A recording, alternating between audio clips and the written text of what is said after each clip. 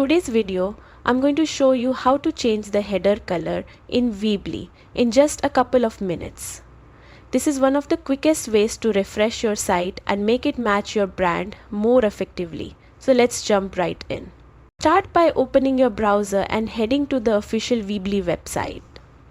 Once it loads, click the Sign In button in the top right corner and log into your account.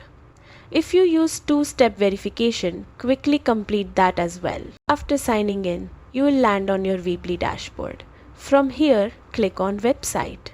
Then select Edit Site to open the Weebly editor where you can make design changes. Inside the editor, look to the left sidebar and find the header section.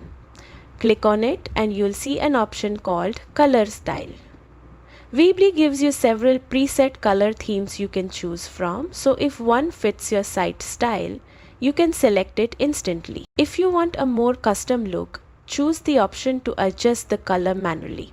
You can type in a specific hex code if you already have a brand color, or use the built-in color picker to explore and find the exact shade you want for your header. Once you've selected your new color, click Done to save the update inside the editor. Before making it live, hit preview to see how the new header color looks on your site.